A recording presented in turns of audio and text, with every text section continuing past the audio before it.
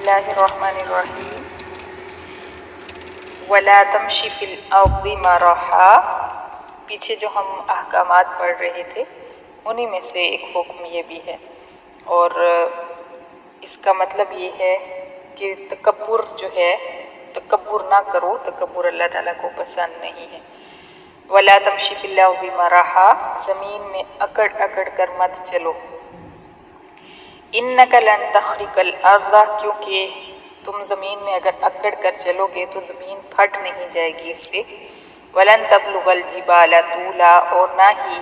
تم لمبے ہو کر پہاڑوں جتنے ہو جاؤ گے، پہاڑوں جتنے لمبے بھی نہیں ہو سکتے اکڑنے سے، جتنے تم ہو اتنے ہی رہو گے، تو اس لیے اکڑو مت۔ اب یہاں پہ مفسرین کرام نے جو تشریح لکھی ہے وہ یہ ہے کہ جو تکبر ہے نا، تکبر ان ساری بیماریوں کی، برائیوں کی جڑ ہے جو اوپر ذکر ہوئی ہیں۔ یعنی ہم نے پڑھا ہے آیت نمبر 31 سے وَلَا تَقْتُلُوا أَوْلَادَكُمْ خَشْيَةَ إِمْلَاقٍ،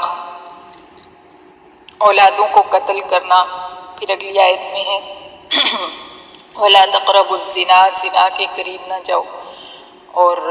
پھر اس کے بعد وَلَا تَقْتُلُوا النَّفْسَ الَّتِي حَرَّمَ اللَّهُ إِلَّا بِالْحَقِّ، کسی اور انسان کو قتل کر دینا، اور اس کے بعد وَلَا تَقْرَبُوا مَالَ الْيَتِيمِ، یتیم کا مال کھا جانا۔ وَأَوْفُوا بِالْعَهْدِ، وعدے پورے نہ کرنا۔ وَأَوْفُوا الْكَيْلَ إِذَا كِلْتُمْ وَزِنُوا بِالْقِسْطَاسِ الْمُسْتَقِيمِ، ماپ اور تول میں کمی کرنا۔ اور وَلَا تَقْفُ مَا لَيْسَ لَكَ بِهِ عِلْمٌ، اور آخری بات یہ ہے کہ ان باتوں کے پیچھے پڑ جانا جن کو جاننے میں کوئی فائدہ نہیں ہے۔ تو یہ ساری جو برائیاں ہیں یہ بنیادی طور پہ تکبر ہی کی وجہ سے ہیں، جس کو اللہ تعالیٰ نے لاسٹ میں ذکر فرمایا کہ جب انسان متکبر ہوتا ہے تو وہ کسی کو قتل کرنے سے، اولادوں کو قتل کرنے سے بھی باز نہیں آتا، زنا کرنے سے بھی، بے حیائی کے کاموں سے بھی باز نہیں آتا، کیونکہ اس کو پرواہ ہی نہیں ہوتی، متکبر ہوتا ہے، خود اپنی نظر میں بہت بڑا ہوتا ہے، تو اس کو کچھ بھی غلط کرتے ہوئے احساس نہیں ہوتا کہ میں غلط کر رہا ہوں۔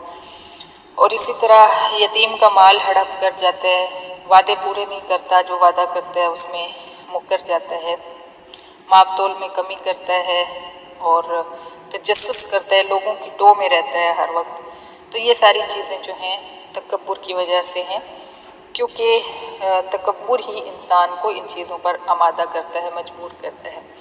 جبکہ تکبر کے بارے میں احادیث مبارکہ میں آتا ہے، بڑی زیادہ وعید ہے تکبر کی، کہ اگر انسان متکبر ہو تو اس کو اللہ تعالیٰ ذلیل و خوار کر کے رکھ دیتے ہیں۔ ایک انسان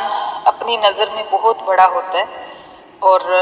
لوگوں کی نظر میں اس کی چونٹی جتنی بھی حیثیت نہیں ہوتی، بلکہ حدیث مبارکہ میں آیا ہے کہ کتے جیسی حیثیت ہوتی ہے اس کی لوگوں کی نظر میں، جو بھی متکبر ہوتا ہے۔ اور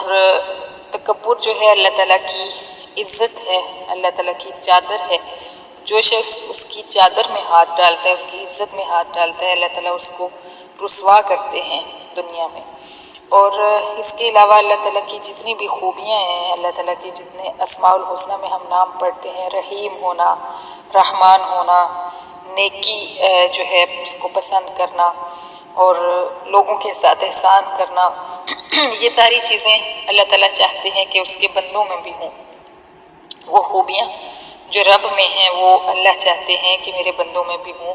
سوائے اس ایک چیز کے۔ یہ خوبی جو ہے، یہ صفت جو ہے، یہ اللہ تعالیٰ کی صفت ہے صرف، اور اللہ تعالیٰ پسند نہیں فرماتے کہ یہ صفت کسی بندے میں پائی جائے۔ اور بڑی زیادہ وعیدیں ہیں، کہا جاتا ہے، یہ احادیث مبارکہ میں آتا ہے کہ قیامت کے دن متکبر انسان چھوٹی چھوٹی چونٹیوں کی شکل میں جو ہے اٹھائے جائیں گے، چھوٹی سی چونٹی ہوگی اور اس کا جو چہرہ ہوگا وہ انسان جیسا ہوگا۔ اللہ اکبر۔ اور یہ حقیقت ہے، ہم اپنے آس پاس بھی اس چیز کا مشاہدہ کرتے ہیں کہ جو بھی انسان متکبرانہ جملے بول رہا ہوتا ہے تو اسی وقت اس کا جملہ منہ سے نکلنے کی دیر ہوتی ہے کہ دوسرے لوگوں کے دل سے اللہ تعالیٰ اس کی قدر، اس کی عزت اٹھا دیتے ہیں، ختم فرما دیتے ہیں۔ تو اس کے مقابلے میں عاجزی کرنے والا انسان جو ہے، جو اپنی نظر میں تو بہت چھوٹا ہوتا ہے اور خود کو عاجز کر کے رکھتا ہے، مسکین سمجھتا ہے، اور اللہ تعالیٰ کی رحمتوں کو ہی سب کچھ سمجھتا ہے کہ اگر میرے پاس کچھ ہے تو وہ سب اللہ کا احسان ہے، اللہ کی رحمت ہے، تو پھر ایسے شخص کی اللہ تعالیٰ عزت معاشرے میں اللہ تعالیٰ اس کو عطا فرماتے ہیں۔ لوگوں کی نظر میں وہ بہت بڑی چیز ہوتا ہے لیکن اپنی نظر میں وہ چھوٹا ہوتا ہے۔ اور اس کے لیے ایک دعا بھی ہے، اللہم اجعلنی صبورا وجعلنی شکورا وجعلنی فی عینی صغیرا وفی عینک وأعین الناس کبیرا۔ اے اللہ مجھے صبر کرنے والا بنا اور مجھے شکر کرنے والا بنا اور مجھے میری نظر میں چھوٹا کر دے اور مجھے اپنی نظر میں اور لوگوں کی نظر میں بڑا کر دے۔